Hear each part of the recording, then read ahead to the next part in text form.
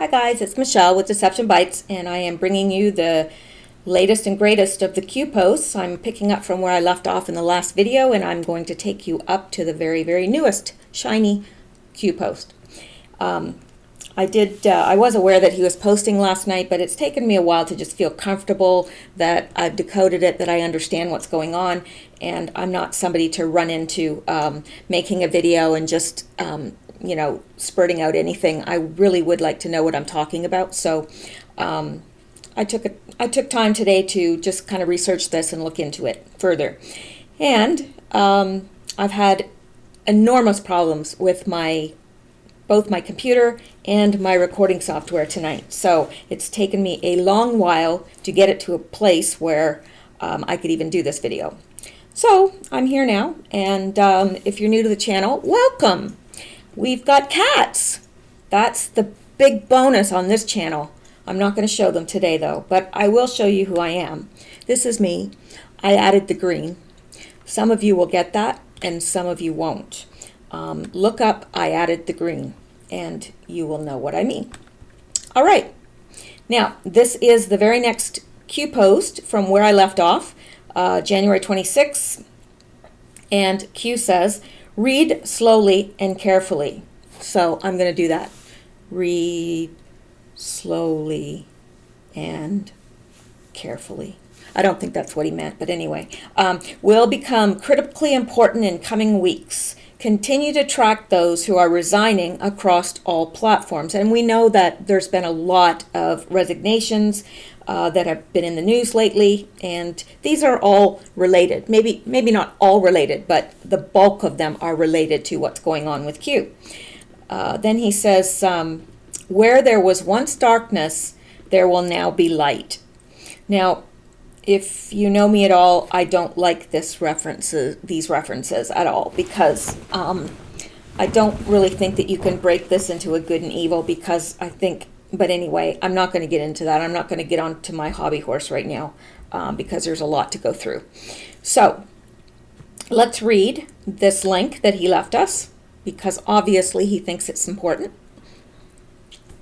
And what this is a copy of the executive order blocking the property of persons involved in serious human rights abuse or corruption. And as you know, Donald Trump signed this into law on December 21st of this year. Well, actually last year, 2017. So I'm not going to read all of this because it's long. But it's out there. You can Google this and find it and read it for yourself. But it kind of lays out everything. And I wanted to draw your attention to this annex, okay? Because, okay, this is Donald J. Trump and the White House, December 20th. Well, it was actually signed December 21st. And this annex tells them who this is applicable to. It's and he names these people. Well, I was a little bit curious because I thought, what's so special about these people? They're specifically named. And let me see. I'm just going to see if I can, like any persons, even like directly related to them, like by making a contribution or provision of funds, goods, or services. So anybody listed in that annex, like if you have anything to do with any one of those people, your goods can be seized, basically, is what that is. And I would encourage you, because it really is worth the time to go through and read this. It really is. And it's not really that hard to understand. You don't have to be a lawyer to understand it. So, yeah. But this is the part that I wanted to draw your attention to, because what I did is, now, I didn't go out and look up every one of these people. I may at some point, but I wanted to get kind of an idea of who they were and what they had done that was just so hideously horrible. And yeah, they're bad people. That would be an understatement. This person is a human organ trafficker, and he is first on the list. His name is, I'm not going to try and pronounce that name because Well, you know. So let's just go out and see what the fuss is about him. And we come to this article, Organ Trafficking, Doctors, Police, and Middlemen. A vast network of players sustains the kidney trade racket. Well, this person is big time involved in that. An estimated 50,000 people die each year in Pakistan from end-stage organ failure. Decreased organ donation can give patients suffering from failing organs a second chance at life. The Transplantation Society of Pakistan explains deceased organ donations as acquiring organs from a person after death to be transplanted into other persons who are dying from organ failure in order to save their lives. It is an established medical procedure and is considered as an act of profound generosity. Unfortunately, in a country of over 200 million plus people, there have so far been only 7 deceased organ donators. So therein lies the problem. So that creates the demand for organs. And where there's a demand, you're always going to have some unscrupulous people creating the supply in order to meet that demand in whatever ways necessary. And, of course, that means death. So, this is a very interesting read. Again, we would be here all night if I looked into all of these, but it's a very, very interesting read. And it's on a website, www.dawn.com. Organ Trafficking, Doctors, Police, and Middlemen. Very, very good article. Okay, now let's just go back and look up somebody else, because I wanted just to get an idea of what kind of people we're talking about here. What, who are the people that are on that list of that nobody should associate with, and if they do, they will have their goods and goods seized. Okay, and funds. Okay. Well, he is the former president of the Gambia, who came to power in 1994 and stepped down in 2017. He has a long history of engaging in serious human rights abuses and corruption, created a terror and assassination squad called the Junglers that answered directly to him. JAMA used the Junglers to threaten, terrorize, interrogate, and kill individuals whom JAMA assessed to be threats. During JAMA's tenure, he ordered the Junglers to kill a local religious leader, journalists, members of the political opposition, and former members of the government, among others. JAMA used the Gambia's National Intelligence Agency, NIA, as a repressive tool of the regime, torturing political opponents and journalists. Through his presidency, JAMA routinely ordered the abuse and murder of those he suspected of undermining his authority. So there's a lot more, lots and lots more with him. He's not a good guy. Yeah, he's not. So let's go out and see who else is on the list, just to get an idea. Come on, let's go.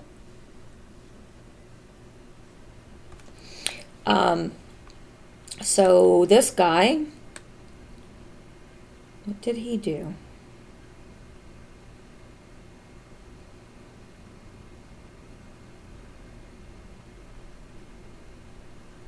Well, the Trump administration said it was sanctioning 52 individuals and entities. They include, and it's got them listed, and I don't know. And I don't want to take a lot of time on this because it's really not that pertinent. I just wanted to give you an idea of the level of crimes that these people had committed. They're all human rights abuses. They're all tremendously horrendous crimes. So that is what Q posted to us. Hang on. Here. He's bringing our attention to this. He's saying, read it slowly and carefully. And I think that we should do this at some point. I have, but again, this video would probably be 2 hours if I sat and I read everything word for word. That's just not not feasible, really. We all have lives. So at your leisure, I would suggest that you do read it because it's worth the read. And the reason is it'll become critically important in the coming weeks. So says Q. And he encourages us to keep tracking those that are resigning across all platforms because it is related. Now, January 26th, an anonymous post, I really wanted to be here through the whole thing, but I just got word that my father has died and I need to take a step back as I deal with it. He was a good man and wanted nothing more than to watch all of California's power struggle hang for their crimes. If you guys could send some prayers my way, it would be greatly appreciated. And Q responds, and we can tell he's responding because here is where at 171424, and we go up to here, and that's the number of this post, 171424, and he says, "Our deepest condolences, Patriot. God be with you and your family during this difficult time, Q." So that was very human and very touching. Q, the team, Q is not one person, was reaching out to this person and offering their condolences, and I think that that's wonderful. Now, the next post was on January 27th, which, of course, is today. I had to check. Isn't that awful? I've been so busy. So, January 27th, 2018, just after midnight, this was posted, and he puts the sign of the triangle, and in between the triangle, he puts the Council on Foreign Relations. So, I think we all know what the Council of Foreign Relations is, but let's go out and take a boo because we can look and see who's on the board of directors, and that's interesting. Okay, there are two types of Council on Foreign Relationship membership: life and term membership, which lasts for 5 years and is available for those between the age of 30 and 36 at the time of their application.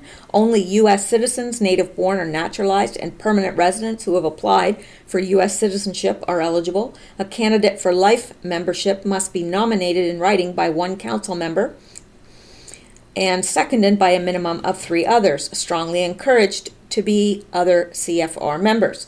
Corporate membership, 250 in total, is divided into 3 levels: founders at 100,000, president circle at 60,000, and affiliates at 30,000.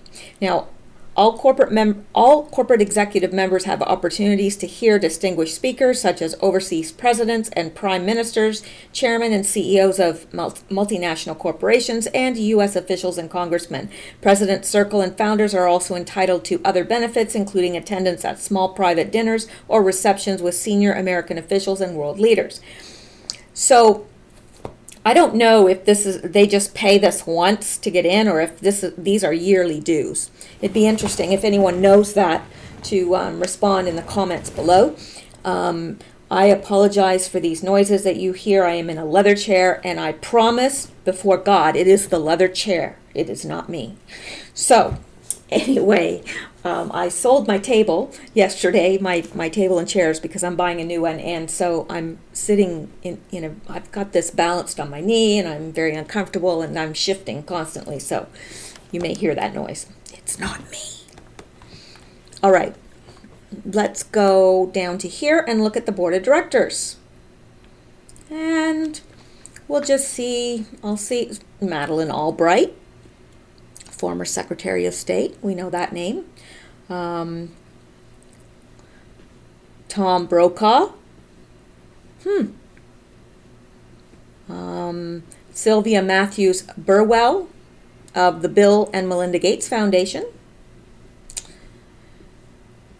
Kenneth Duberstein, former White House Chief of Staff. Who else?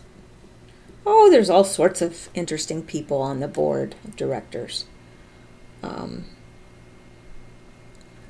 Let me see. Lots of people. Fareed Zakaria, editor-at-large, Time Magazine. So anyways, you can see here, FedEx, CEO. Yep, lots of people. And we go down to here. Corporate membership, Bank of America, Chevron, ExxonMobil, Goldman Sachs, Hess Corporation, JP Morgan Chase and Company, McKinsey and Company, NASDAQ, OMX Group, Alcoa, American Express, they're in the President Circle, Barclays, BlackRock, Bloomberg, BP, Bridgewater Associates, CA Technology, Citigroup, Coca-Cola, Credit Suisse, not sure if I said that properly, Dell, Deutsche Bank, Dynacorp, of course they're in there, Eni, Fortress Investment Group, Golden Tree, Guardsmark, Capital Investment, blah, blah, blah. You can see here, I don't think I need to read all these. Premium members. Who's in there? Boeing, yeah, that doesn't, BASF, that doesn't surprise me. Canadian Imperial, Bank of Commerce. Well, look at that. Anyway. So you can go out. This is on Wikipedia, so it's easy to find and easy to see. So I don't think that you need me to go through all that. Now, so he's drawing our attention to this, and next, about 40 minutes after he posted that, Q posts, U.S. citizens and 18 USC 4001A.pdf, target equals blank, and then he puts a link there. Sorry, my brain shut off for a second, but it's back on now. Second link was back in, okay, what is this? Okay, let me go out here first, okay?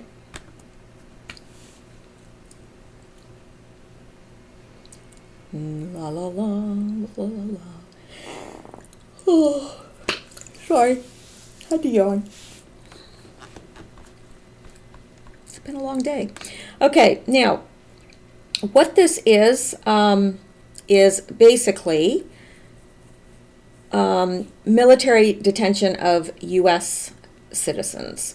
So you have asked us whether the detention of United States citizens as enemy belligerents by the U.S. Armed Forces violates 18 U.S.C. 4001A 2000. We understand that the question has arisen in briefings before the Senate Judiciary Committee and the Senate Select Committee on Intelligence concerning the recent transfer of Joseph Padilla, a.k.a. Abdullah al-Mujari, I don't know, from the custody of the Department of Justice to the control of the Department of Defense. And this was from 2002, but it's addressing who can and cannot be imprisoned. And no citizen shall be imprisoned or otherwise detained by the United States except pursuant to an act of Congress. The control and management of federal penal and correctional institutions, except military and naval institutions, shall be vested in the Attorney General, who shall promulgate rules for the government thereof and appoint all necessary officers and employees in accordance with the Civil Service laws, the Classification Act as amended, and the applicable regulations. The Attorney General may establish and conduct industries, farms, and other activities and classify the inmates and provide for their proper government, discipline, treatment, care, rehabilitation, and reformation. Now, as we explained below, the President's authority to detain enemy combatants, including U.S. citizens, is based on his constitutional authority as Commander-in-Chief. We conclude that Section 4001 does not, and constitutionally could not, interfere with that authority. So, at the discretion of the President, he can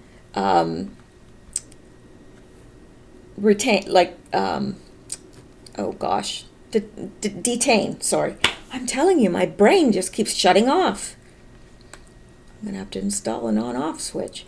Okay, so in order to understand the scope of Section 4001, 001A, we first set out the proper context established by the President's authority to detain enemy combatants during war. That authority arises out of the President's constitutional status as Commander-in-Chief. Under the Commander-in-Chief clause, the President is authorized to detain all enemy combatants, including U.S. citizens. Finally, we note that Congress has specifically authorized the President to use force against enemy combatants in response to the terrorist attack of September 11th.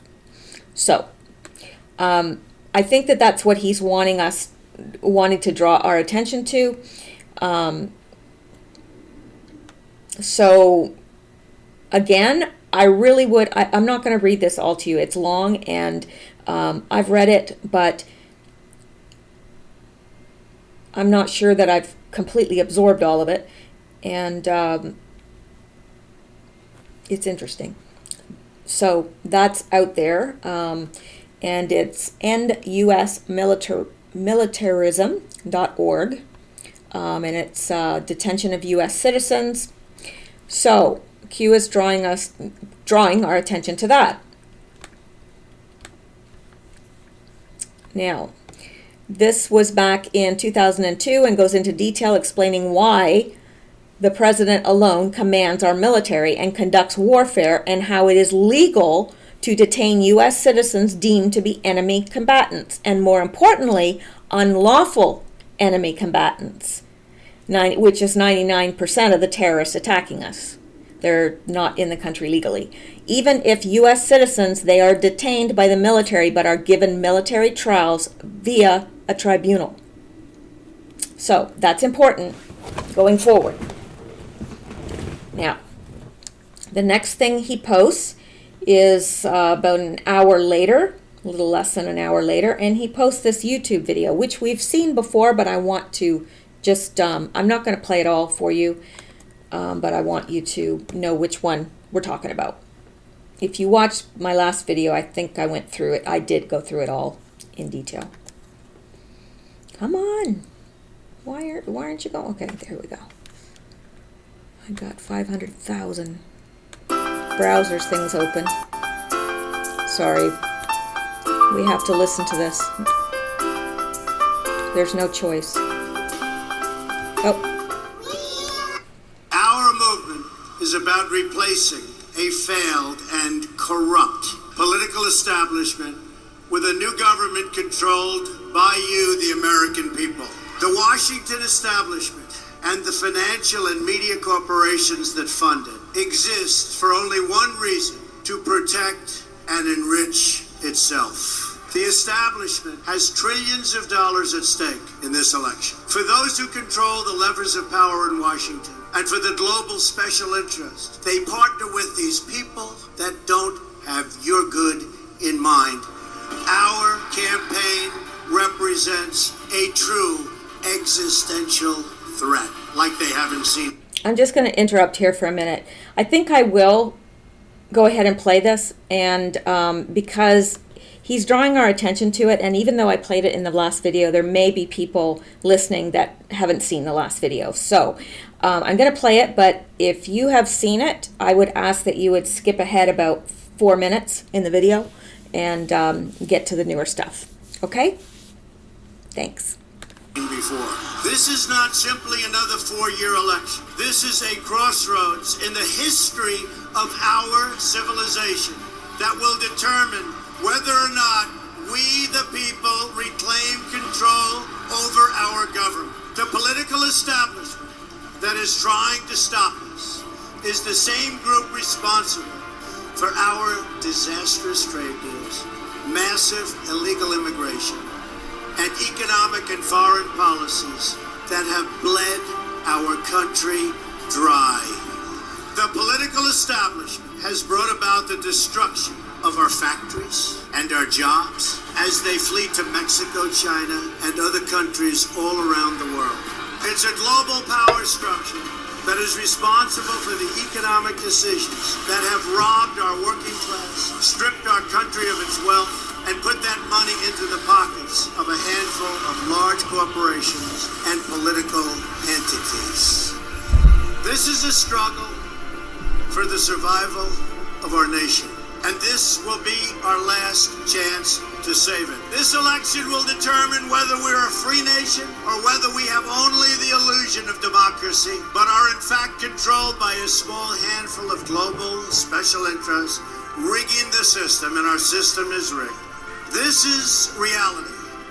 You know it, they know it, I know it, and pretty much the whole world knows it. The Clinton machine is at the center of this power surge.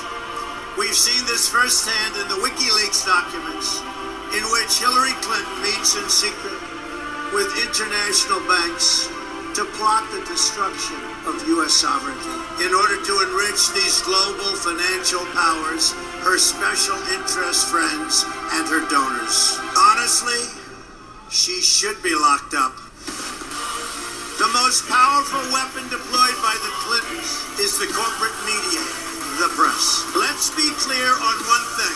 The corporate media in our country is no longer involved in journalism. They're a political special interest, no different than any lobbyist or other financial entity with a total political agenda, and the agenda is not for you, it's for themselves. Anyone who challenges their control is deemed a sexist, a racist, a xenophobe. They will lie, and then again, they will do worse than that. They will do whatever is necessary. The Clintons are criminals, remember that. This is well documented, and the establishment that protects them has engaged in a massive cover-up of widespread criminal activity at the State Department and the Clinton Foundation in order to keep the Clintons in power.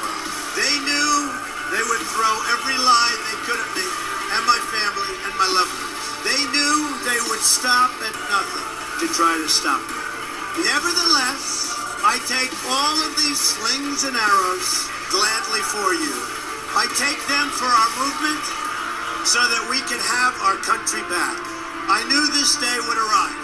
It's only a question of when. And I knew the American people would rise above it and vote for the future they deserve.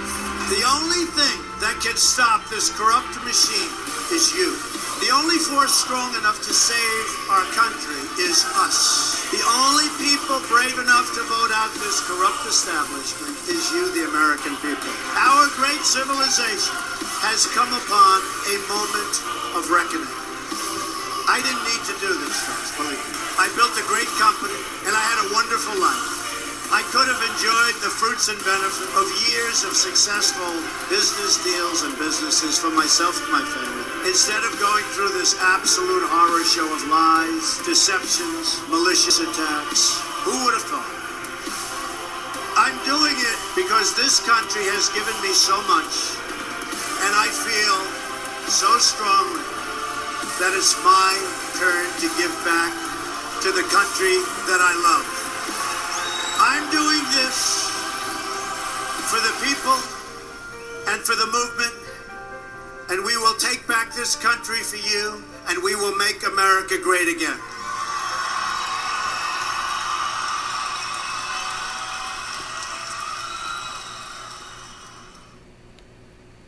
So there you have it. It's an incredibly well done video. Incredibly well done, and it really inspires a lot of patriotism, I believe. So Q is drawing our attention to that again, and you know, just watching that, it makes me think about how many personal attacks he's gone through, and I don't know of anybody that would stand up under that kind of pressure. I really don't. He's been more attacked probably than just about any human being in history. It's vicious. I've never seen anything like it. So let's continue on now and go to the next post. Now, this anonymous user, and he was actually directing this at 174662. 174662, which I'm not sure.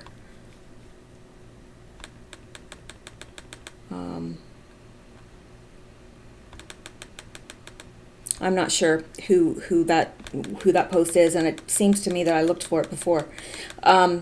Okay, so this anonymous user says, "At Jack ain't in cuffs yet and still trying to control the narrative. Too bad he was taking money and profiting from people tied to the EO," and that's the executive order that Trump signed, that they could confiscate funds from these people that were associated with the people listed in the annex of that document. Goodbye, at Jack. Now, January 27th, and this is at 1:30 in the morning. Q. Oh, okay, yeah. Okay, Q is directing it at this person. I'm not sure who this person was originally directing it to. But anyway, Q is directing it to him, to this anonymous user, him or her. And he's saying, "This came from outside of Twitter." Q. Now, I'm not exactly... There's some confusion here on my part about this, but Q says Dorsey was profiting from people tied to President Trump's EO, executive order. Dorsey has been using Twitter to manipulate public opinion, public access to information, and to suppress conservative thought. Dorsey's Twitter has been a powerful tool in suppressing the truth about current and past events. Even now, Q notes that this drop, number 612, came from outside of Twitter. Indeed, that is true, because Twitter would never allow we the people to see this kind of corruption at the top. So, what has gone on here, I don't really know. But Q is acknowledging it and basically agreeing.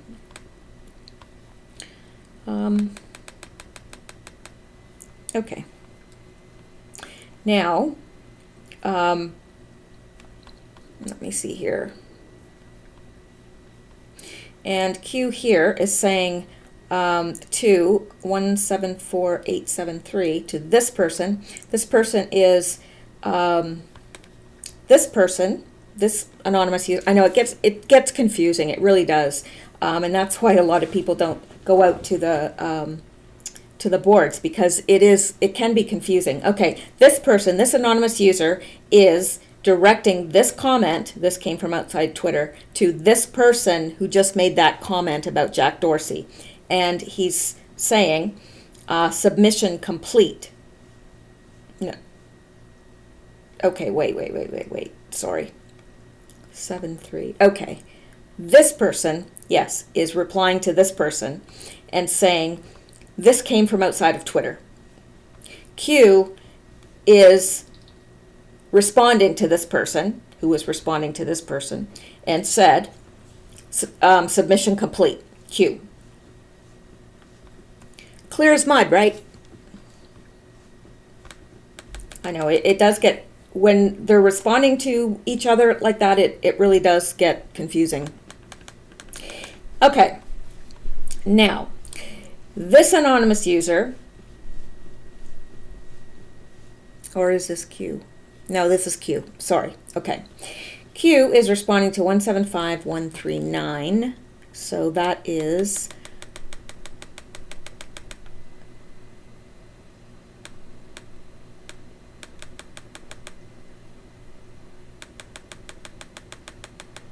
I don't know.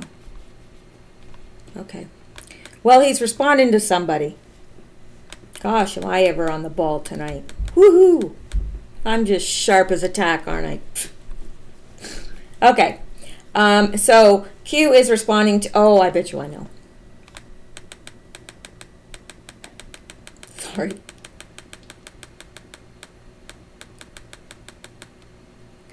I bet you it's this. I bet we're going to, yes, okay. So we're going to have to read this one first, and then Q responds to this. Okay? So I'm going to take you out to where we can look at it a little bit bigger. And in the meantime, I'm going to shut some of these 500,000 browsers that I have open. Okay, anyway. All right. Is this it? Yep. Now let me see if I can make this bigger. Okay. Hannity makes reference to, hang on here. Okay. This anonymous user posts this. Form 1649, false imprisonment. Was Hannity sending out an SOS? And he's making reference to this. 1649, false imprisonment, common form. Now, where this came from, this piece of paper, I don't know, but an anonymous user posted it. So, let's go back here. Now, in order to understand all this, we have to understand what has gone on with Sean Hannity, which is one of the reasons why I had a green profile. So, well, it's not one of the reasons, it is the reason. So let's go out here. Sean Hannity's Twitter account vanishes after posting strange tweet. The Twitter account belonging to Fox News host Sean Hannity vanished on Friday evening after an intense episode of his show focusing on corruption in the Department of Justice and the FBI, and a very strange tweet. And here's the tweet. Oh, no, that's not the tweet. The final tweet before his account disappeared read, quote, form submission 649. Then, deplorable Midwest gal said, and now his page is down. Hannity must have said something someone didn't like. His last tweet was taken down and reposted 3 times. Form submission 1649. And then underneath it says, those who attempted to access his feed were met with a blank account or an error message that read, sorry, that page does not exist. There has been speculation online that he was either hacked or deactivated by a rogue employee. Of course, that's like a little dig there, because we know that it was not a rogue employee that took down Donald Trump's Facebook and other people's Twitter, sorry. Okay. There's been speculation online that he was either hacked or deactivated by a rogue employee. Oh, those rogue employees, we need to round them up. But neither theory has been confirmed. We have reached out to someone from Hannity's team and will update the story when more information is available. So, update. Screen image of Hannity's Twitter account accessed via mobile shows his account has been scrubbed. Accessing via computer brings up the blue screen, not found page. And that's what you would have got, is sorry, that page doesn't exist. Image of Hannity's account after it was shut down, but before it was scrubbed. And just one second here. Okay, before it was scrubbed, this is what his account looked like. It said, cannot retrieve tweets at this time. Please try again later. The last tweet to Hannity's Twitter account. Form submission 1649 Hannity. Several dubious accounts have been opened late Friday, early Saturday, claiming to be Hannity. No official word from Hannity has been reported as of 3 a.m. Central Standard Time. So, that's interesting. And that is what Q is referring, well, that's what this anonymous poster is referring to. Then, yeah, this is just, I found this after I had written this. The Twitter account belonging to Fox News host Sean Hannity vanished on Friday evening after an intense episode of the show focusing on corruption in the Department of Justice and the FBI, and a very strange tweet. The final tweet before his account disappeared read, form submission 1649. I think that is Okay, that's a similar article, which we don't need to read. Twitter zapped Sean Hannity's entire Twitter account in retaliation for his laying out the timeline of the Strzok and Page and FBI cabal collusion against Trump and their exoneration of Hillary Rodham Clinton plot. His Twitter goes down. His Twitter going down is further evidence of the systematic censorship of conservative thought. Yes, it is. Yes, it is. So, that is that. And then we have Q responding to that post above. And he says, select news members / journalists are vital to delivering the message, as are you. So he's saying these people like Hannity and others, are vital to getting the message out, because they're not just going along with the narrative that is acceptable. Imagine if these people were removed. Well, gosh, I mean, they almost have the entire media as it is. If those few voices were removed, then they could entirely control the narrative. And that's what Q says, total control regarding the mainstream media. So there are a few people that are not sold out, and if you remove those people, then there will be complete control of the narrative. So they represent a clear and present danger to the enemy. Well, that makes perfect sense, right? Because if they're countering that narrative and providing an alternate narrative, the narrative that Q is putting out and proposing, then yeah, they'd be a big threat. And I guess they would want to do anything to shut them up. Then he says, reread past crumbs regarding security. Where is JS?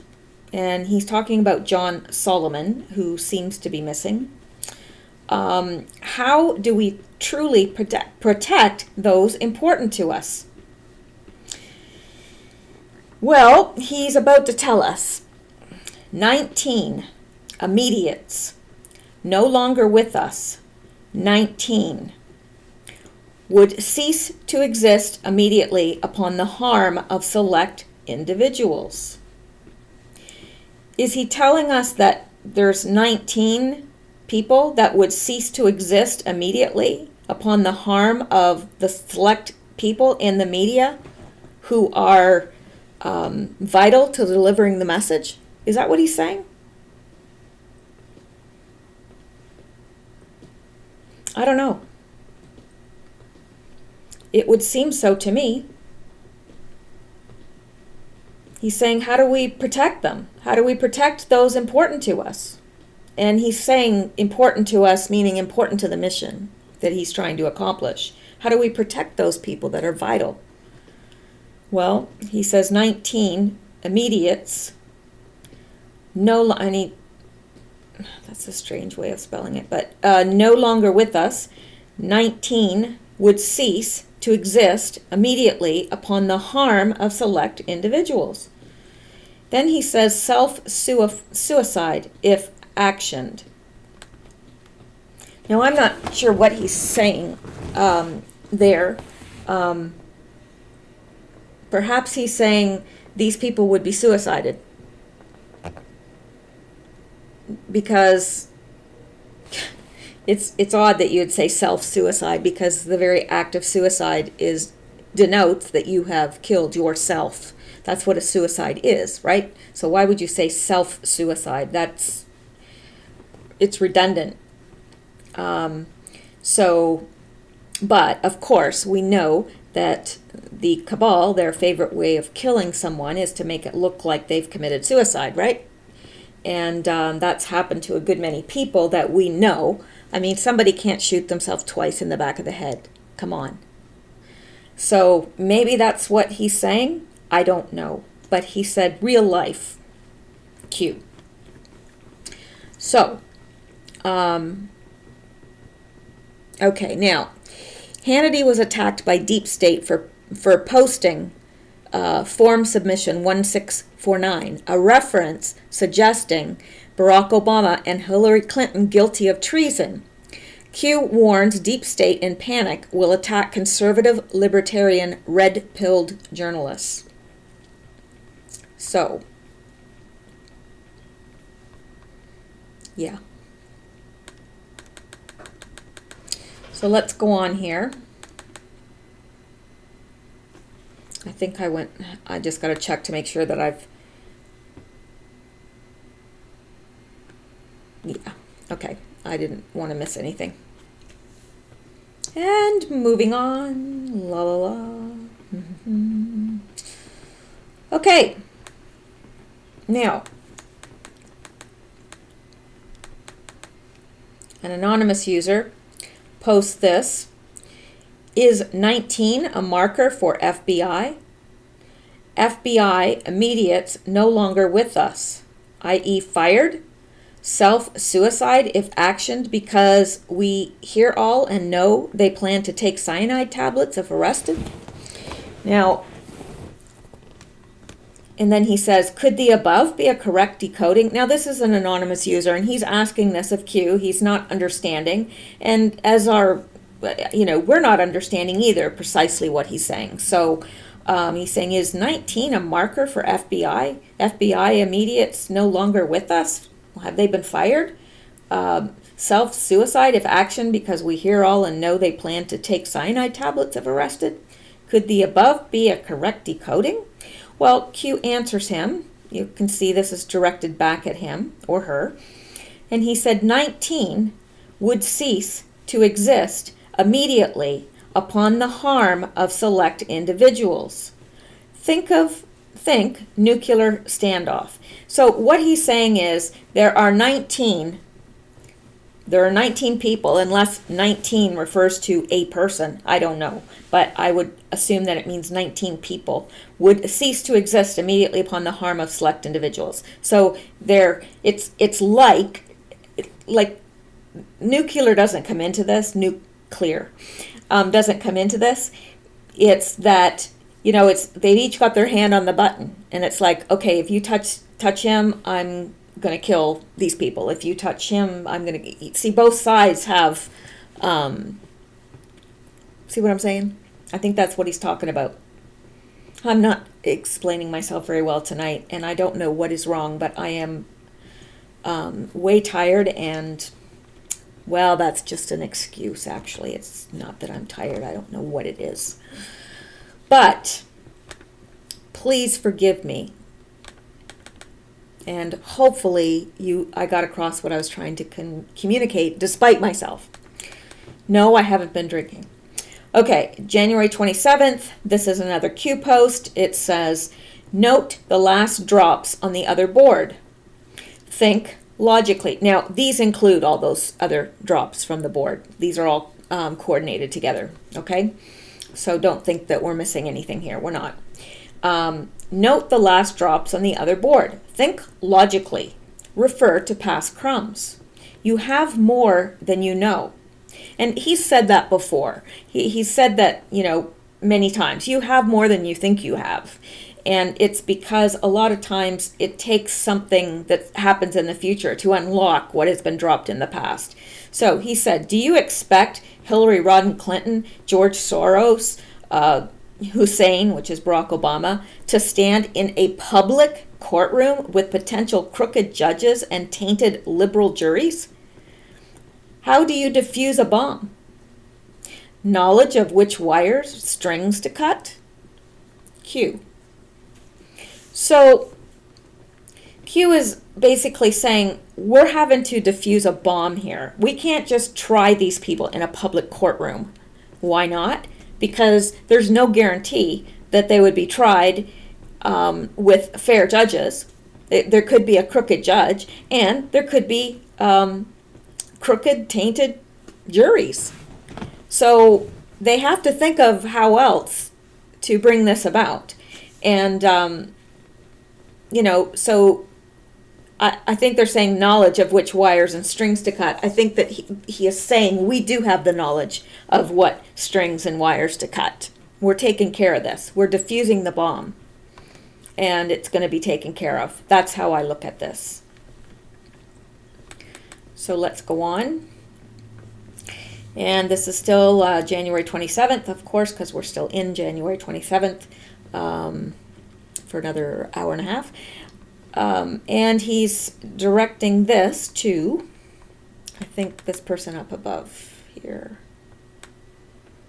Yep. So this anonymous user posts, "I'm British and have been on the Trump train for about a year and a half. Like most people, when I first heard Donald Trump was running for president, I was very skeptical. But then something magical happened. I watched one of his rallies and I saw the look in his eye, the words in his tongue. He spoke about draining the swamp and didn't care for politically correct nonsense that is killing society. He bellows words of America first, and it was glorious. The moment that 100%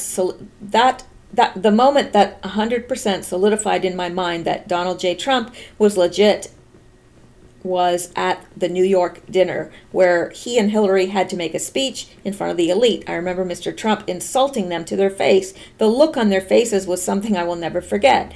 He has had the MSM, mainstream media, attacking him 24/7 and still stands strong. Immigration is down, black unemployment is down, Hispanic too, and let's not forget how the value of the US dollar is skyrocketing. I think President Trump is the greatest person to have walked this earth. I think actually Jesus was the greatest person to have walked this earth, but again, that is entirely my opinion. And so are persons like Q who have been working in the shadow for the good of all. Godspeed, everyone. Godspeed.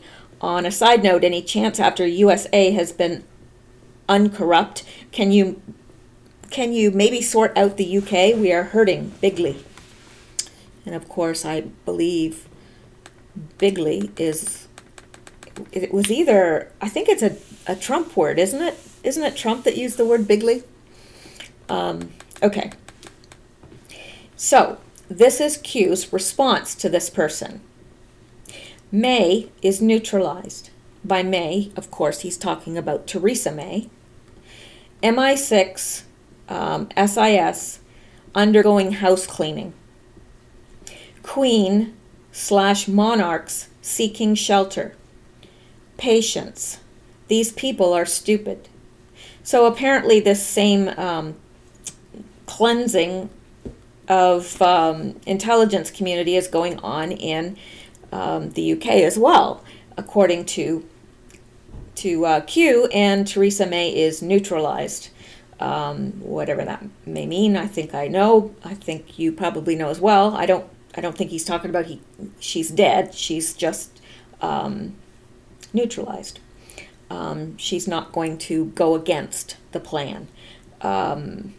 Now, what I find interesting is Queen/monarchs seeking shelter. Okay, now he's directing this to a person that's talking about the United Kingdom, right? There's only one monarch, and that's the Queen. So who's he referencing here? Monarchs. Monarchs seeking shelter. Queen/. Now, if he was talking about the Queen, he could have said Queen/monarch. But he said monarchs. Wonder if this is any sort of a nod to MK Ultra. Do you think? I'm sure we've all heard of the Monarch program and MK Ultra. I don't know. Your thoughts are most welcome in the comments. Now, here, an anonymous poster posts to 175711. Let me see here. Sorry. Sometimes I can find it and sometimes I can't. Okay. He is responding to this post by Q that I just read, that we just went through. So, he says, "Holy crap, Q, you're killing me. Took a sleeping pill a couple hours ago and now I'm guzzling coffee to fight it. God bless you for this amazing work that you are doing. And then Q responds to him. We can see here he's directing it at this guy or girl. He says, nobody is sleeping tonight. Let that sink in. Q.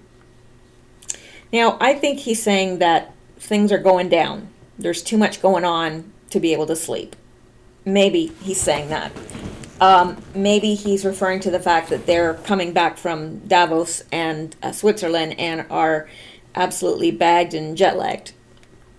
Maybe he's referring to the fact that there are people in custody being sleep deprived, because that is a favorite. That's a favorite way of getting people to talk, or a popular way of getting people to talk.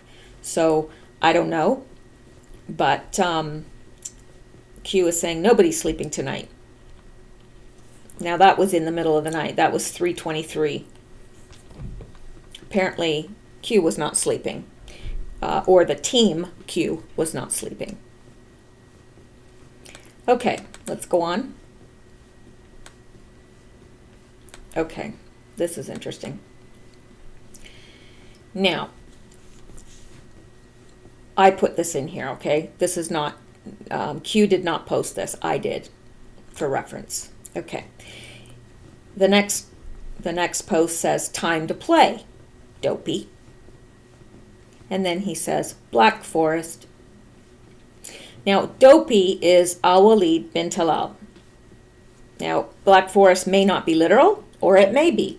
It could be a reference to Snow White and the Seven Dwarfs, which Q has alluded to all this time. The Seven Dwarfs are the 7 supercomputers of the CIA, and in the fairy tale Snow White, the 7 Dwarfs and Snow White lived in the Black Forest. So is it a reference to the CIA? I don't know, but he's saying time to play, dopey. Now, we can prove that he's talking about dopey because we can go back to this earlier tweet from December. Oh, Americans and Canadians read the date backwards, so I'm not sure if that's December 11th or November 12th, but anyways, it was 2015. Dopey Prince at Al-Walid Talal wants to control our U.S. politicians with daddy's money. Can't do it when I get elected. He kept his promise there, didn't he? Yep, he did. So, he's saying time to play, dopey. Now, the other thing is, he has just been released from prison. So, that's interesting. Now, let's go out and I'll show you that.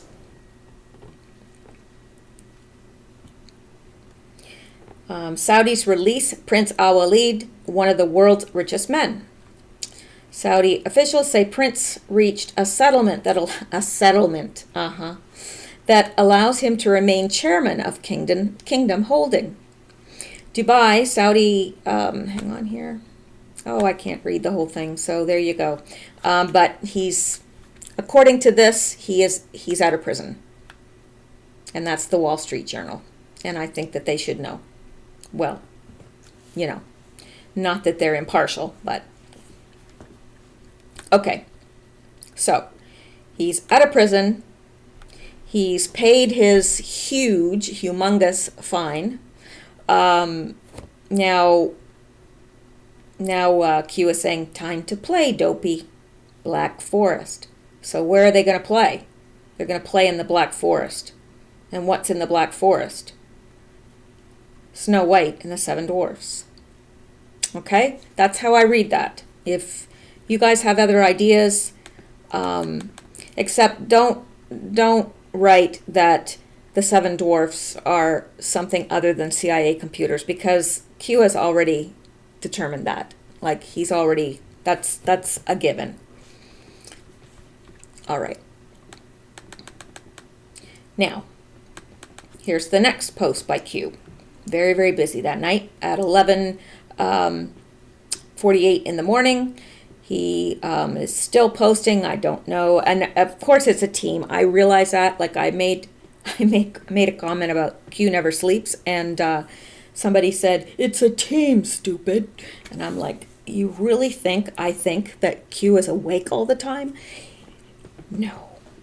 So there's a team, and this is possibly somebody else has taken over, or not, I don't know. But he puts D in brackets, and he's talking about Jack Dorsey, and we know that because below he is talking about Twitter.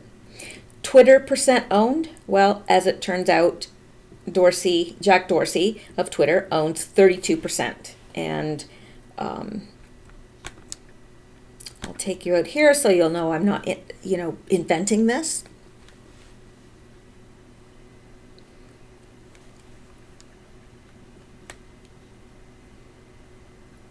He owns 28.3% of Square, which is the payment startup.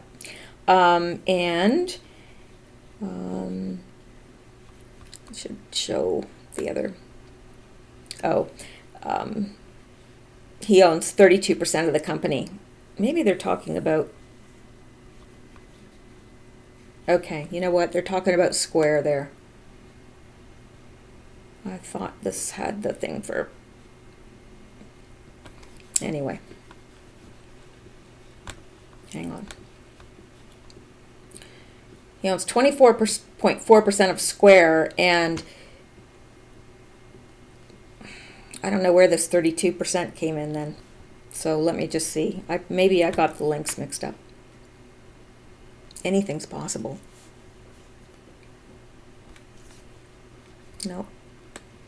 It says 24% of Square. So I'm pretty sure it's 32% though that he owns of Twitter. If somebody knows or can correct me on that, please do so. I don't mind being corrected in the least because I don't know everything. And I think that that's a little obvious. So. Okay, let's go back. Okay. The possession or control of any United States person of the... Okay, wait. Okay, so Q is asking percentage of Twitter owned, other ownership stakes in the U.S. Well, he owns 24.4% of Square. And there are probably other things that he owns, but I didn't go out and do an in-depth research on that. What happens if seized? If it was seized, okay, hang on, this should be in red. Because that's not Q posting, that's me. What happens if seized? What would happen if it was seized? Well, the possession or control of any United States person of the following persons. That's from the executive order that allows them to seize any of the assets from anyone doing business with that list from the annex, that list of people from the annex. So the possession or control of any United States person of the following persons are blocked and may not be transferred, paid, exported, withdrawn, or otherwise dealt in. So it would be seized. Now, who controls? Who controls that if it's seized? Well, and we can find this in Section 10. The Secretary of the Treasury, in consultation with the Secretary of State and the Attorney General, is hereby authorized to determine that circumstances no longer warrant the blocking of the property and interest in property of a person listed in the annex to this order, and to take necessary action to give effect to that determination. So these people are really the Secretary of State, the Attorney General, are really determining whether that money that's being held should go back to its rightful owner or should be retained. So they are actually in charge of it. And Section 11 says the Secretary of Treasury, in consultation with the Secretary of State, is hereby authorized to submit recurring and final reports to the Congress on the national emergency declared in this order, consistent with Section 401C of the NEA 50 USC 1641 and Section 204C of IEEPA 50 USC 173C, whatever that means. I'm not claiming that I know. So, the Secretary of the Treasurer, in consultation with the Secretary of State, submits recurring and final reports to Congress on the national emergency declared in that order, which is the seizing. So if it's seized, these are the people that will control it. And then he says, well, who controls the controllers? Well, Congress is controlling it, and ultimately POTUS, right? Because he controls Congress. So that's how I would look at this. And then he said EO, Executive Order 1221, and that's the date that it was signed into law by the President of the United States. And then he said new puppet master. Now, is he declaring himself / Congress as the new puppet master instead of Jack Dorsey? Jack Dorsey's no longer the puppet master. We are? Possibly. That's possibly a reading. We could read it that way. Not saying that that's the correct way to read it. I'm just saying it could be read that way. Direction. So he's saying this is the direction we're headed, period. Now, I like it when he puts periods on here, because I really do think that it's for a reason. Everything that is put in here, every punctuation mark, everything's for a reason. So he's saying who controls the controllers, and then he says Executive Order 1221, period. That's the date the order was signed into law by POTUS. New puppet master, period. Is he declaring himself? Yeah, I would say that he is. That he's saying, okay, there's a new sheriff in town. Honestly, that's what I believe is being said here. Direction, period.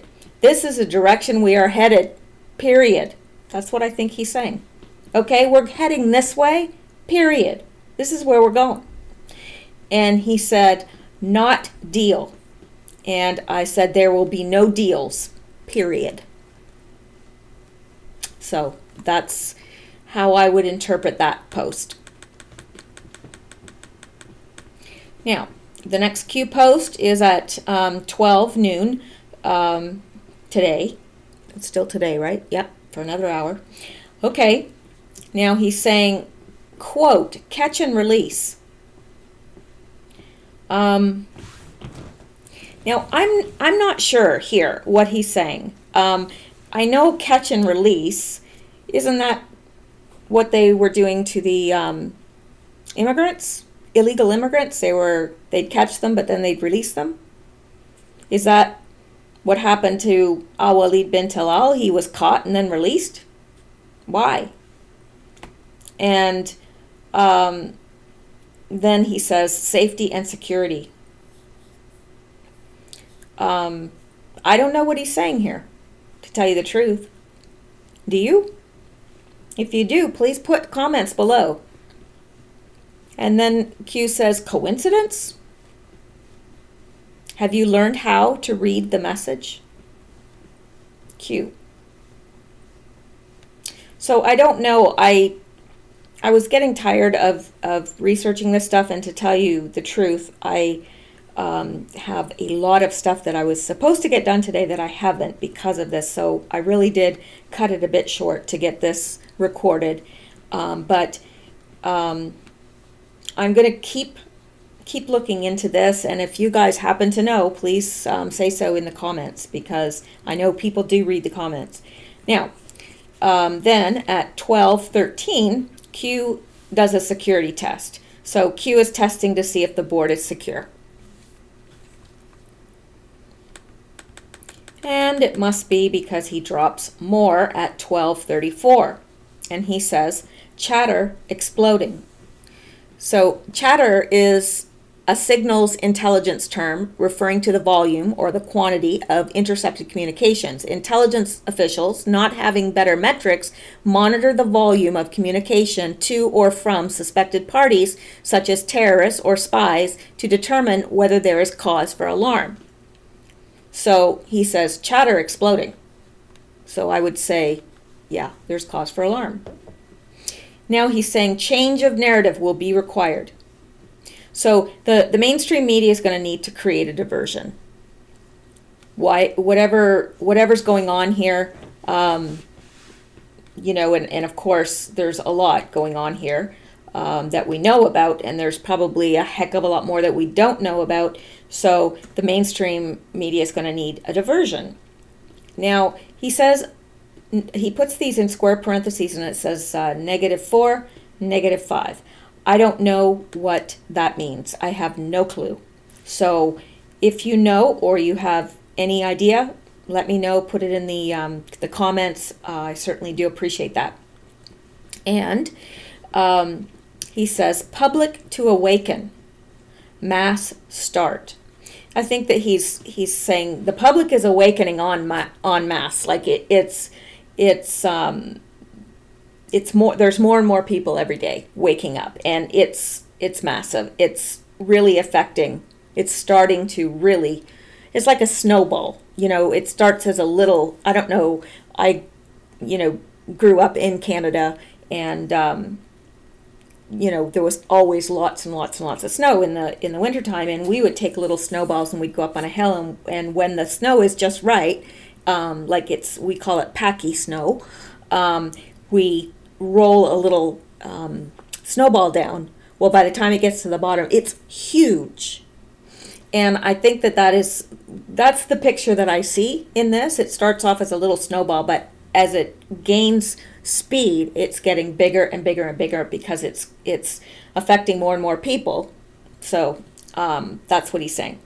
Sleeping pill reject, period. The public has been in fantasy land. They've been asleep to reality. They've been lulled to sleep with bread and circuses. And I think that is what Q is saying here. He's saying it's time to reject that. Reject that pill that puts you to sleep, that puts you into fantasy land, that entertains you, keeps you entertained.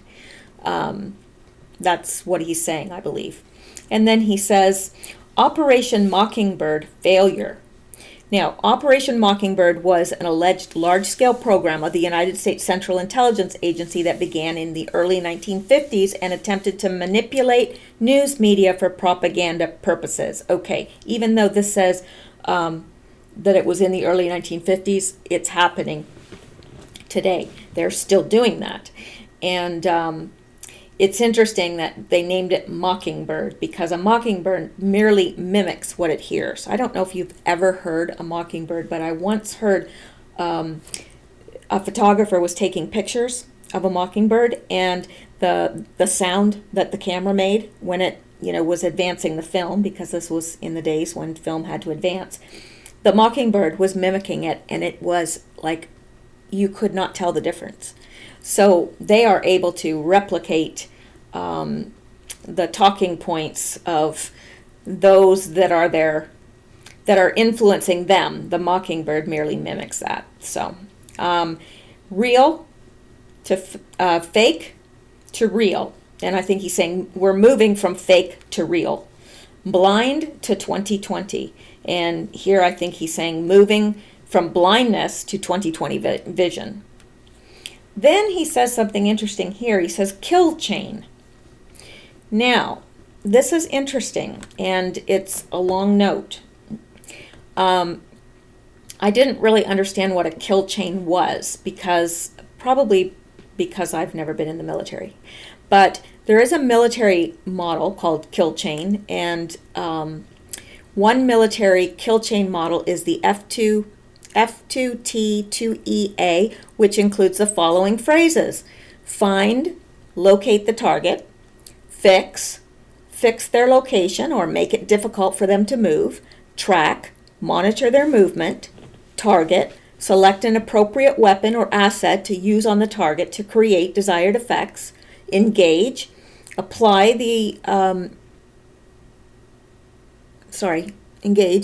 weapon to the target. Apply the weapon to the target. That just sounds so benign, and yet, we know that it isn't. Assess, evaluate effects of the attack, including any intelligence gathered at the location. This is an integrated end-to-end process described as a chain, because an interruption at any stage can interrupt the entire process. So Q is telling us that this is a kill chain. you locate the target, you fix their location, make it difficult for them to move, you track them, you target them, then you engage them, and then you assess. Interesting. Now, a new American military contingency plan called Kill Chain is reportedly the first step in a new strategy to use satellite imagery to identify North Korean launch sites, nuclear facilities, and manufacturing capability and destroy them preemptively if a conflict seems imminent. The plan was mentioned in a joint statement by the United States and South Korea. So that's another thing that Kill Chain could mean here. So, then he says, where we go one, we go all. And that is something he has said before. And then he signs off Q. Now, there's a lot of posts today, I'm telling you. Okay, now, an anonymous user says, Julian Assange posted this video earlier today. It's JB, Joe Biden, at a CFR event. Creepy Joe Biden. And then Q responds to this person and says, CFR? What a coincidence. Q. Now let's go out and see what this is.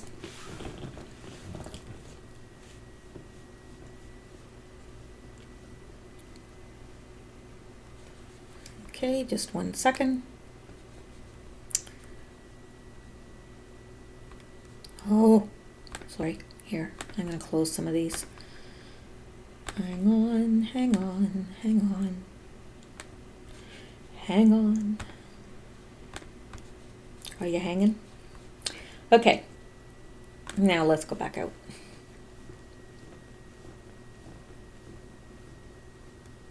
Come on, I don't have all night.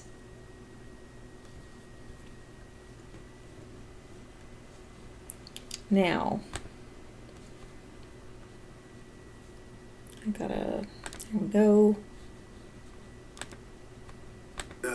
And I was supposed to announce that there was another $1 billion loan guarantee.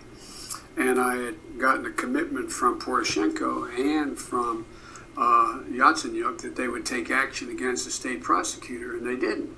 So they said they were walking out to the press conference. I said, no, I'm not going to, or we're not going to give you the $1 billion. They said, you have no authority. You're not the president. The president said. I said, call him. I said, I'm telling you, you're not getting the $1 billion. I said, you're not getting the $1 billion. I'm going to be leaving here. And I think it was, 6 hours? I said, I'm leaving in 6 hours. If the prosecutor's not fired, you're not getting the money. Oh, son of a bitch. Got fired. And they put in place someone who was solid at the time. So, Assange says, Obama VP Joseph Biden brags about how he rigged the judicial system of another country. So that's what that's about. And I'll tell you something. I think Joe Biden is just about one of the creepiest men ever I have seen on the internet. And if you haven't seen this, you really should. Him basically molesting the children of all the staffers. Like, I don't know. I would have been so uncomfortable if that had been my child. I don't know what I would have done. I really don't. But anyway, let's move along. So, this is Q. Q is posting and he says, at Snowden, the clock is ticking. Now, I don't know. Is he saying your time is coming? Now, let's go to this link right here.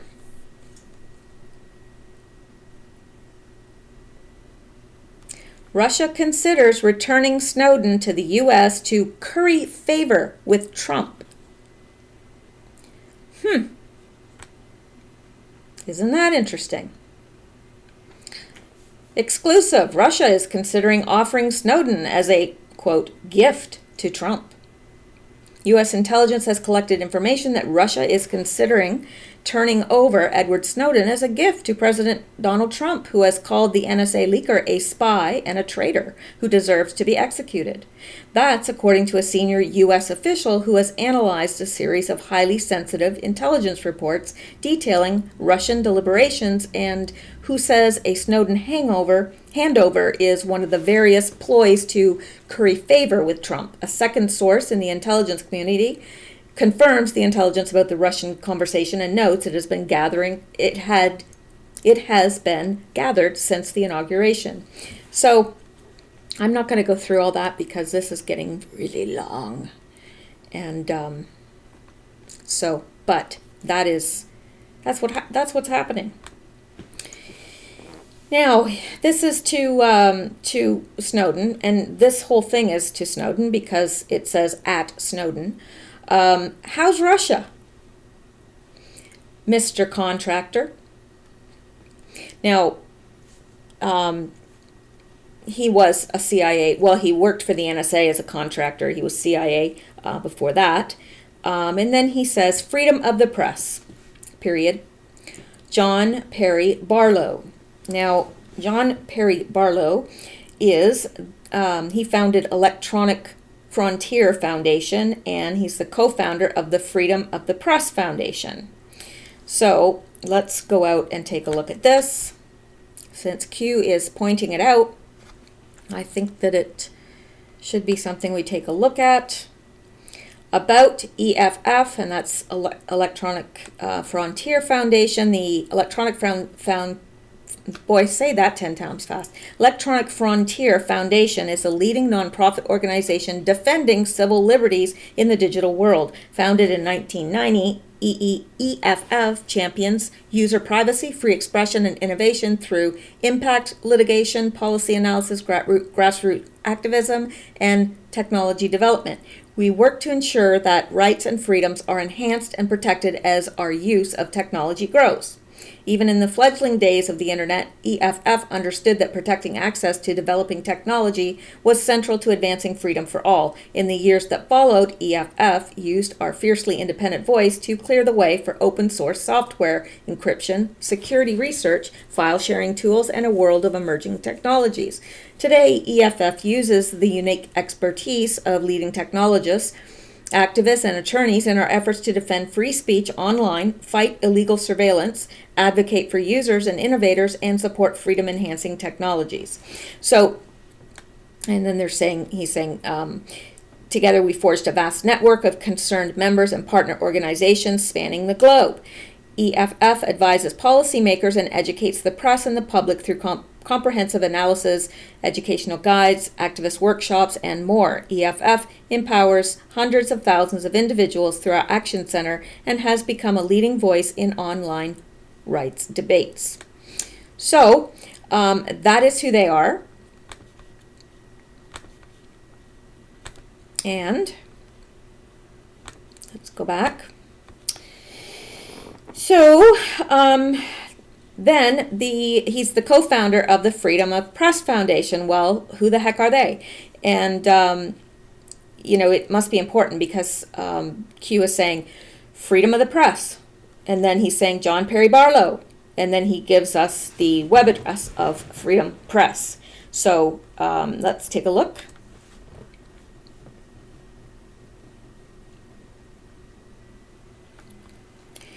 Okay, well, apparently they are a cantankerous press, an obstinate press, a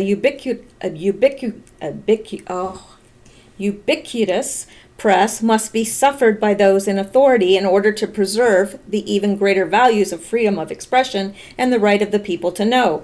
Judge Murray Gerfain, Pentagon Papers case, June 17, 1971. Freedom of the Press Foundation is a 501c3 nonprofit organization dedicated to helping support and defend public interest journalism focused on exposing mismanagement, corruption, and law-breaking in government. We work to preserve and strengthen the rights guaranteed to the press under the First Amendment through crowdfunding, digital security, and internet advocacy. So freedom of the press is built on the recognition that this kind of transparency journalism, from publishing the Pentagon Papers and exposing Watergate to uncovering the NSA's warrantless wiretapping program and CIA secret prisons, doesn't just happen. It requires dogged work by journalists and often the courage of whistleblowers and others who worked to ensure that the public actually learns what it has a right to know. So, I'm not going to read that whole thing there. So there. Now, secure drop.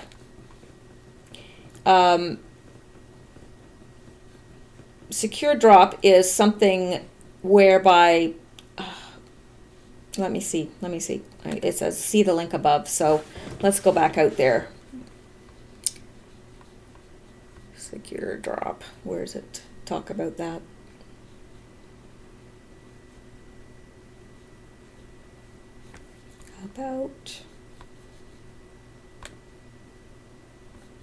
There's a staff. Hello, staff. Not that we care. Okay. Secure drop. Here it is. Sorry. All right. Secure Drop is a free and open source whistleblower submission system for anonymously accepting documents and information from sources developed by Freedom of the Press Foundation. It is currently used by more than 36 news outlets worldwide. So that is interesting, and that is something that Q is drawing our attention to. And interestingly enough, Snowden was a part of this Freedom Press. I don't know if he still is, but he certainly was. And then he says, secure drop, clowns in America. So that's what it's referring to, is that secure drop, where anybody, these whistleblowers or the CIA or whoever wants to get something out, can drop it there securely and, make it known, make it public. So I don't know exactly what Q is getting at here, except that he's saying nobody is safe. I don't know. Is he saying that this secure drop isn't as secure as they think it is? I don't know. But if anybody has any ideas, please let us know. And I just want to point out that Aaron Schwartz and James Dolan were part of Secure Drop, and both were suicided. Well, it's strongly suspected that they were suicided. So, interesting? Yes. Now, January 27th, Q says, he's pointing this at someone and he says spooky, Q. And of course a spook is another name for the CIA. Just seeing who he was directing that to, but I think it was this post. Sorry. I'm not sure. But that is, he says spooky. Then, this Q is quoting himself below, and he's saying spooky, Q. So he essentially posts it, and then he reposts it, and draws attention to it.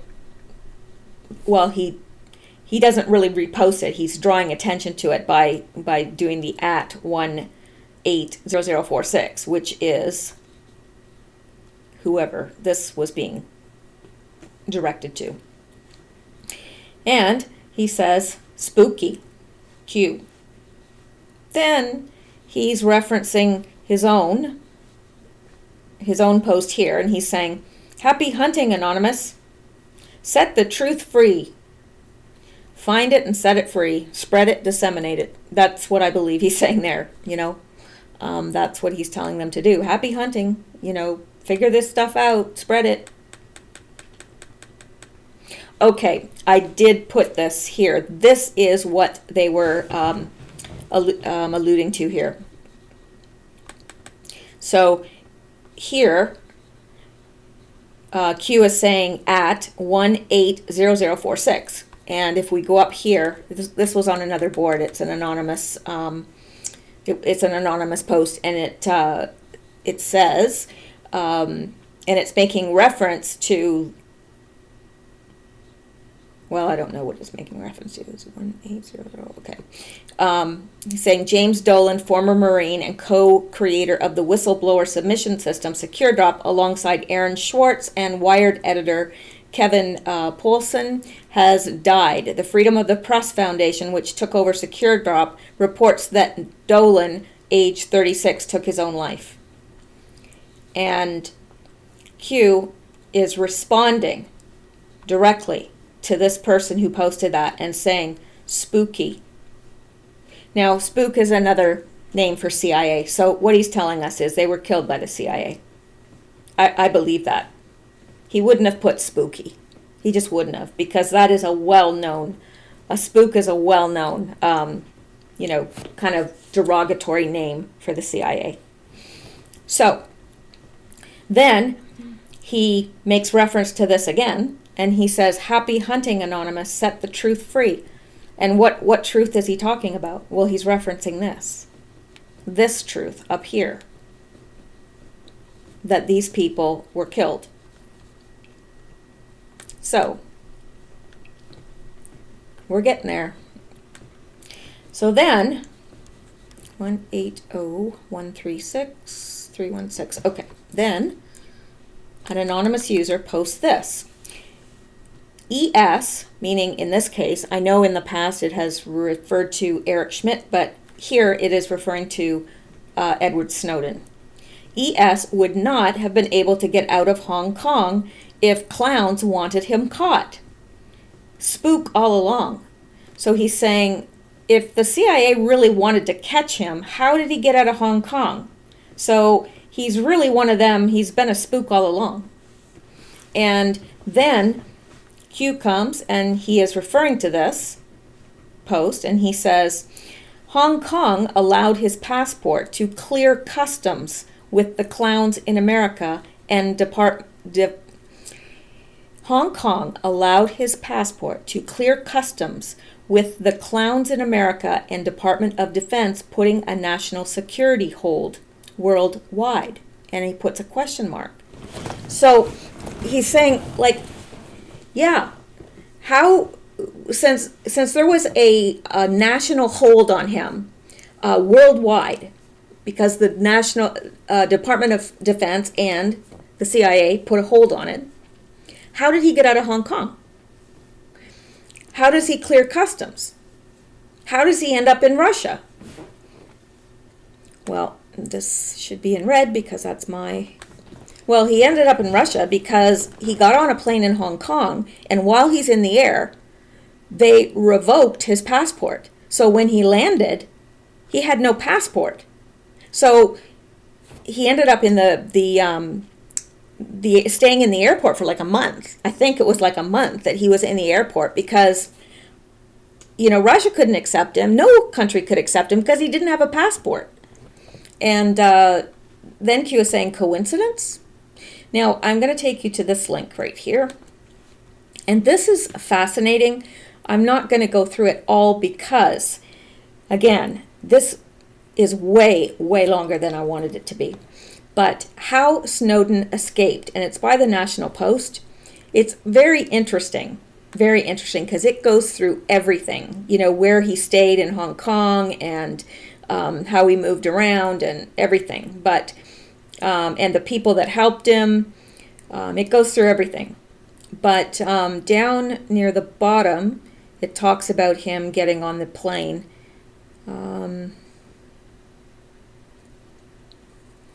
Well, they're hiding him, and look at this. Oh, it's like in a slum in Hong Kong. Now, okay. This is talking about the airport, so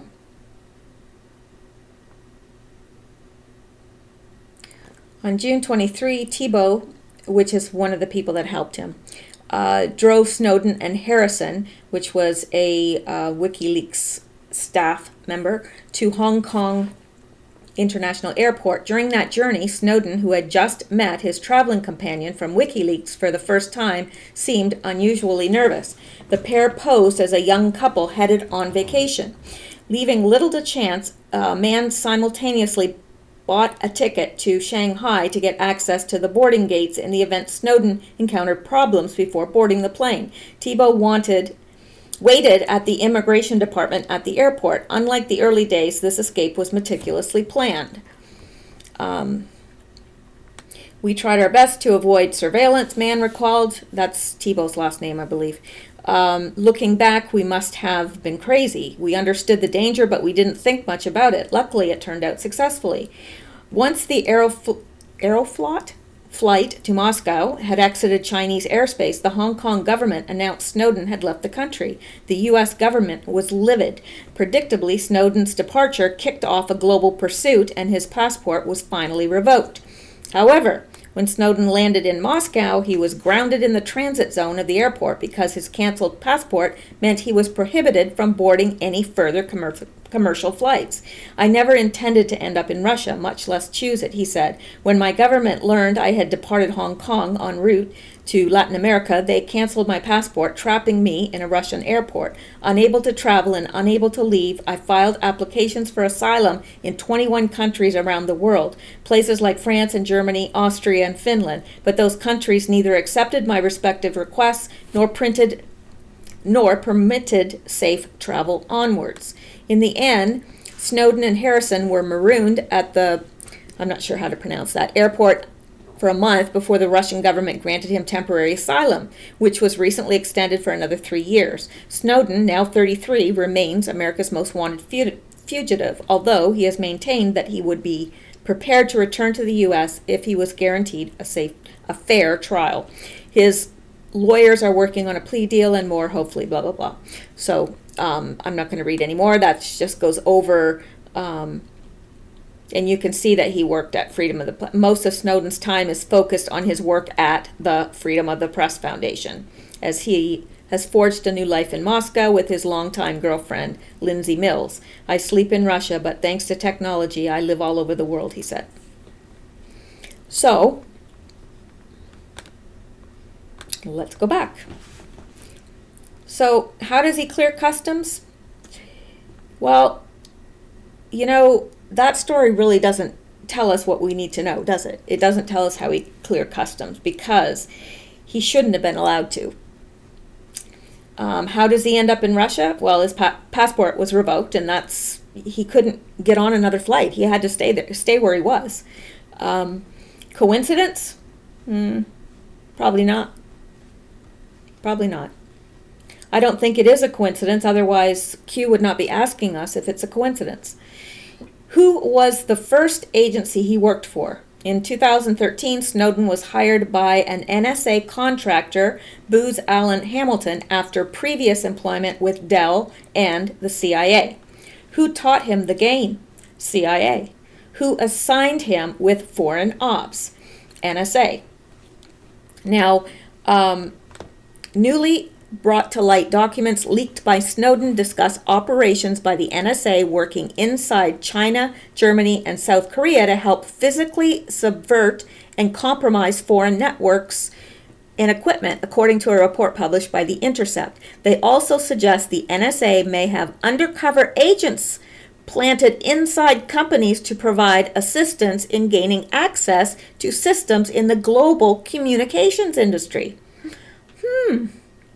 And they bolster previous reports that the NSA works with U.S. and foreign companies to weaken their encryption systems.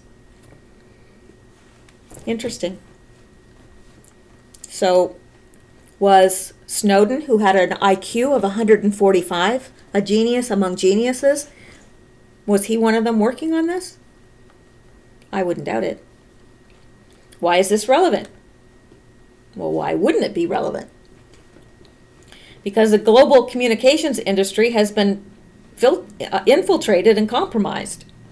And we're being told that. right? Future unlocks past. Watch the news. I put here, do I have to? I hate watching mainstream media. I really do. Spider web. I'm not sure what he means by spider web, because when I think of spider web, I think of the World Wide Web, of course. But I also think that maybe is he saying everything's connected, but there's just one spider? Because usually in a spider web, you've got a whole web networked, everything's connected, but you've got one spider. I don't know. Maybe I'm overthinking it. Maybe I'm overanalyzing. I don't know. But just a thought. Now, he says, stop taking the sleeping pill. Yeah, stop taking the blue pill that puts you into fantasy land. You know, the blue pill where you say, you know, if you take the red pill, you're going to wake up and you're going to see things the way they are. But if you take the blue pill, you're going to go back to sleep and, you know, forget about all this and just stay where you are in La La Land, fantasy land. You're going to believe everything that the mainstream media gives you. You're going to just be lulled to sleep. So he says, stop taking the sleeping pill. Cute.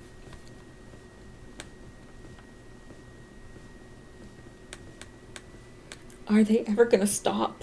Are they ever going to end? They just go on and on and on. Okay.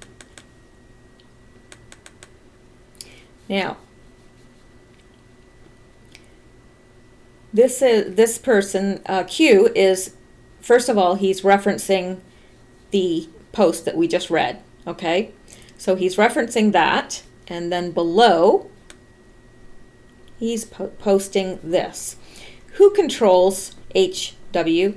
Now, at first I thought this was Harvey Weinstein, but I don't think so. In context of what we're looking at, I think he's referring to Hollywood.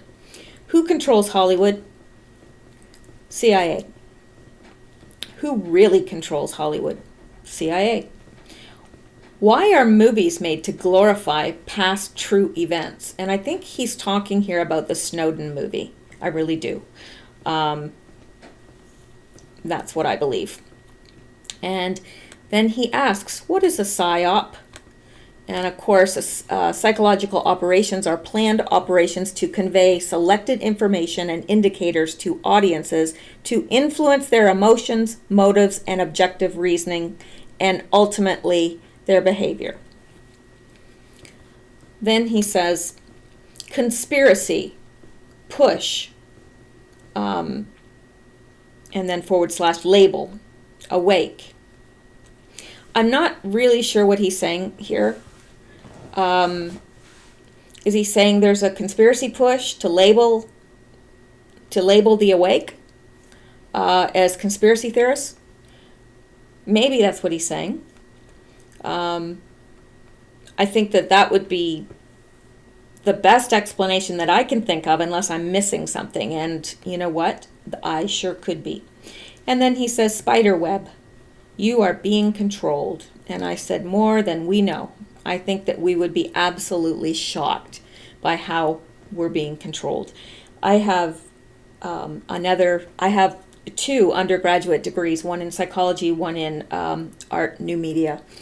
And it's interesting because I've worked as a graphic designer, and I still do. It's interesting that graphic designers look at everything to influence people, including color. They can direct where your eye looks at any given time when you're looking at one of their advertisements. Colors mean different things. Nothing is by accident. If you see an ad in a newspaper or, a magazine or online, unless it's been cheaply done, everything in that ad has been thought out. Everything, and everything means something. Nothing's just randomly chosen.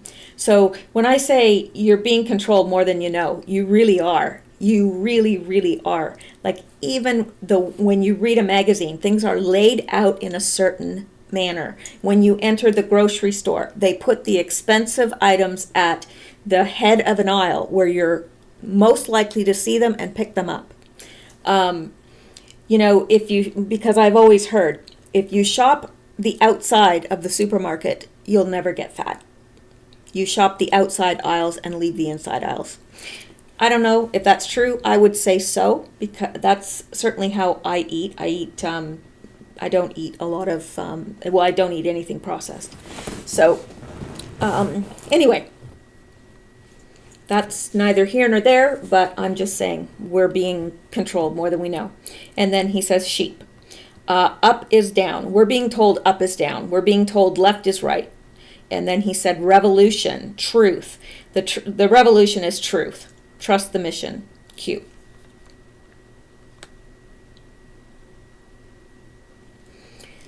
Oh, they go on and on and on and on and on and on.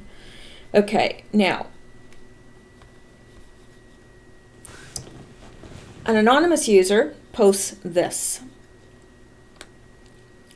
And it's a screenshot that says, I don't know if I can read that. We should consider every day lost on which we have not danced at least once, and we should call every truth false which was not accomplished by at least one laugh. Now, an anonymous user posted that, and it's a quote by Friedrich Nietzsche. Wow. I would never have guessed that that was a Friedrich Nietzsche post, or quote, really, honestly. I'm not being, facetious. And then Q acknowledges that post. So he says at 181050, who is this person? He doesn't say anything, but he's acknowledging that he saw it. Either he doesn't have an opinion about it, but then they've got these pictures down here, so I don't really know what this is all about. And if you guys know, please let me in on the secret, because I haven't found it. I hate being left out. So then on January 27th,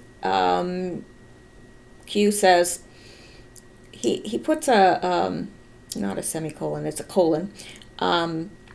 He puts heart attacks can be deadly. Q. Interesting, especially since we know that they can cause heart attacks. And then he's saying, he quotes, referring to this guy, and so I'll read this guy. This guy says, "Holy crap, guys, we just got the 1 minute marker at your stations, Anons." And then Q responds by saying, "Mourn, murder, heart attack, coincidence, Q." This has me so curious, and I wasted so much time on this today. This one little post. Because I'm thinking, there's something here I'm not getting. He's saying mourn, period, murder, period, heart attack, period, coincidence?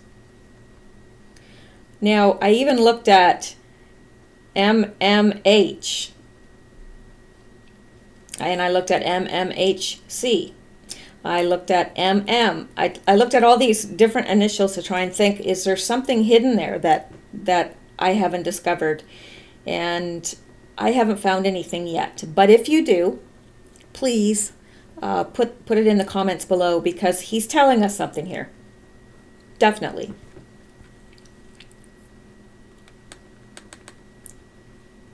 Now, I think this is the last one. Oh, thank goodness. I'm getting tired. And I'm sure you're getting tired and going, oh my gosh, is she ever going to shut up? All right. So here is Q. And he's posting. He says, why would D's, Democrats, have MW, which is Maxine Waters, conduct the follow-up to the State of the Union address? Now, you know what? When I read this, my heart sank. It really, really did. Because if there's one person I really don't like, it's Maxine Waters. Now, then he says, what is Maxine Waters used for? Now, I'm just going to show this link here.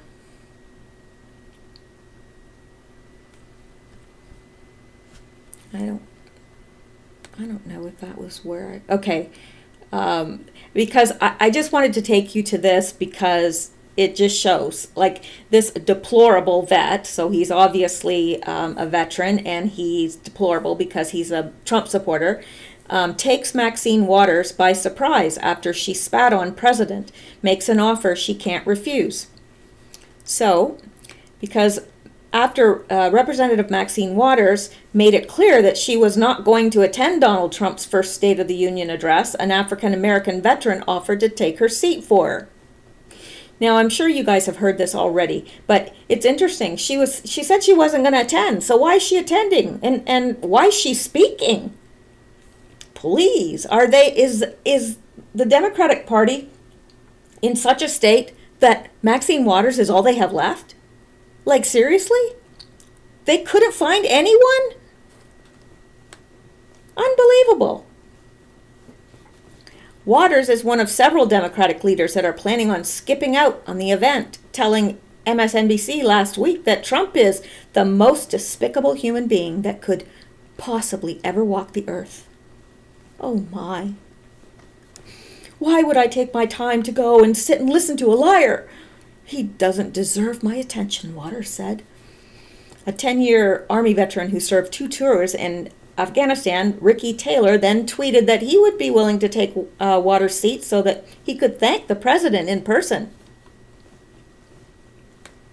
Taylor, who was interviewed on Fox and Friends, said he used the Twitter handle Deplorable Vet because he is proud to serve, or he's proud to support Donald Trump after Hillary Clinton's basket of deplorables remark. He thought he would embrace the term.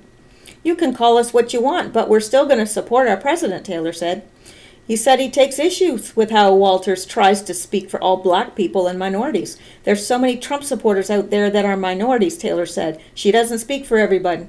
She surely doesn't speak for me. As for the offer for the seat, Taylor said he has not heard from Waters' office. So she does this for a publicity stunt. She does it to kind of pander to her audience, Taylor said, and I thought it was extremely disrespectful for her to say that about the president. Let's get this retweeted, favorited, and shared as many times as possible, blah, blah, blah. So that's good old Maxine Waters there, who I really think, I don't know, there's something wrong with that woman. Okay, now, so what is Maxine Waters used for? Well, she's going to be the counter narrative.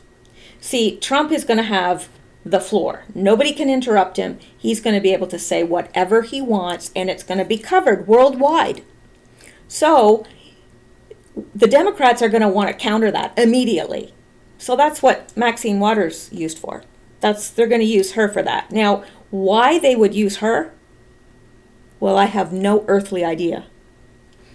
Reread past drops. Past drops have questioned where she got her wealth. So she's one of them. And she's as corrupt as they come. Because she's one of these that after she took office, she got extremely wealthy. Mouthpiece. Controlled. Obviously. And let's go to this link here. Joining me now, Congresswoman Maxine Waters of California.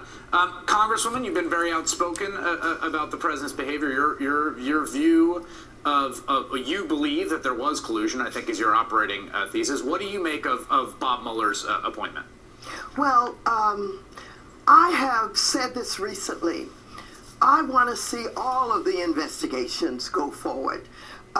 We are in a very difficult situation trying to get to credible investigations without conflicts of interest.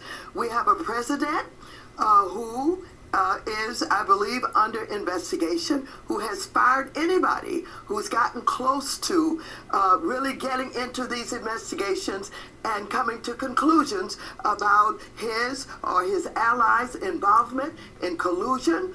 And so while I welcome Mueller being appointed by the new Deputy Attorney General, don't forget, it was this Deputy Attorney General who was involved in preparing a memorandum that supposedly was involved with firing Comey. Also, we know that the president could fire the special counsel. The president still has the ability, and the deputy attorney can also fire the special counsel. Also, I'm worried about what role Jeff Sessions is playing in all of this. First of all, he certainly should not be involved in hiring the next director of the FBI. Don't forget, he had to recuse himself because he lied. And so you have so many possible conflicts here. But I want them to go forward with Mueller. I welcome his involvement. I wish they had given him special declaration so that he could not be fired. I understand that could have been done. But let him go forward. Let the House Intelligence Committee continue to do whatever they're going to do. Also allow the Senate to continue to do whatever they're going to do. I'm convinced that if we follow the tracks of those who have been involved with the Kremlin, those who have been involved with Ukraine, those who have been involved in this circle that I call the Kremlin clan, we'll get to the truth. And I believe the truth does mean that we'll get to collusion, and collusion will lead to impeachment. I should say, obviously, that collusion's been denied by the White House, denied again tonight. Manafort and Flynn have denied anything of that sort. But my question to you is, you just used the word impeachment. There aren't that many Democrats who are using that word. It's about, I think, about a dozen and a half. What do you make of that? Well, here's what I make of it. I think to many people, impeachment is a huge thing. It is an extraordinary thing.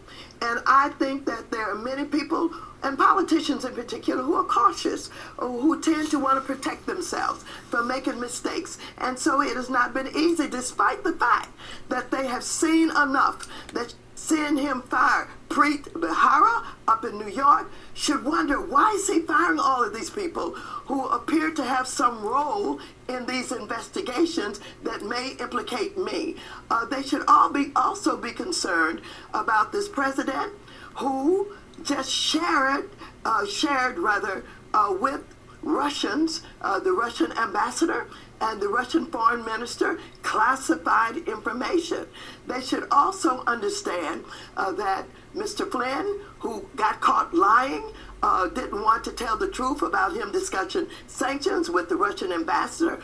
All of this should make them really want to know if, in fact, any of this occurred, because they know that if it occurred, it would lead to impeachment. Well, and so they should come forward. They just perhaps don't have quite the courage yet. Justin, as I noted at the top of the show, Justin Amash has referenced impeachment. Cabello down in Florida, who represents a district, if I'm not mistaken, than Hillary Clinton. Okay, that's enough of that. I wanted you to see Maxine Waters in her in all her glory there, and the things that she is liable to say after the State of the Union address. You can see what she thinks. You can see how she's being used as a mouthpiece for the left. So, yeah, I won't be listening to her speech. I'll tell you that much, because I could barely get through that. Carefully crafted, out there statements with falsified fake Mueller drops will be made that nobody else would dare suggest. So that's what he's saying that she's going to do, and I would agree. And when he says out there, yeah, you can say that again, because I really do think she is out there. So, and then he says pawn. She's just a pawn. What do they expect is coming? I don't know why I put you up there. Well, I think that they know what's coming, right? How could they not know what's coming? It's like if you commit a murder and you hide the body, and then, you're the only one that knows exactly where that body is. But what if someone else knows and, okay, where am I going with this? I've lost myself. I'm so tired. I've lost myself. It's like, basically, I don't know what I'm saying. I really don't. I'm so tired that I've lost the thought in the middle of saying it. So anyway, disregard. I don't know what I'm trying to say. So what do they expect is coming? They know what's coming. It's like they know where the bodies are buried because they buried them. Basically, that's what I was trying to say. What must be said to provide a counter narrative? Well, Maxine's going to have to come up with the opposite, the counter narrative to whatever Donald Trump is going to say at the State of the Union address. But it's interesting because she doesn't exactly know what he's going to say. So it'll be interesting. What might be said to attempt to discredit factual proofs coming? Well, I think we know what will be said. Because we just heard it there from Maxine Waters, basically. What she just said, that's what she's gonna say. Those things. What must you feed them? Okay, wait. How do you keep people blind? Well, you keep them from the truth. You keep them from the truth, and you do that. What must you feed them? Fake news. You give them fake news so they won't get the truth. Every MSM news station next week will be saying and pushing the exact same counter narrative. Oh yeah, you can count on that. Fake news, Mueller, fake news, Russia, Russia, Russia. Should that fail, expect a major false flag to force a shift. Now, I think that he wants this to read, should that fail, comma, expect a major false flag to force a shift. Because that's what he's saying. Should that fail, comma, if that doesn't work, then we should expect a false flag. Because they'll need to change the news cycle. They'll need to force a shift.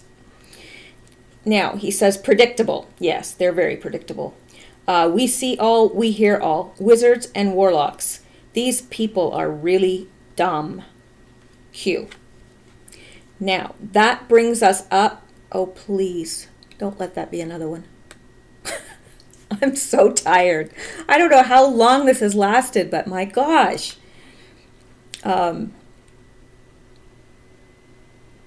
that's the last one. Whew. Scared myself for a second. Okay, well, thank you for listening. And if you've listened to the very end, you are a trooper. You win the award. So, thanks so much, and I will see you next time. Well, not really see you, but you'll hear me next time. Thanks for listening. I really appreciate the people that are regulars and that leave me feedback. It's very encouraging. So thanks so much, and I will talk to you later, and I hope you have a good night. It's a few minutes before midnight here, so woohoo! Tomorrow's almost here. Bye.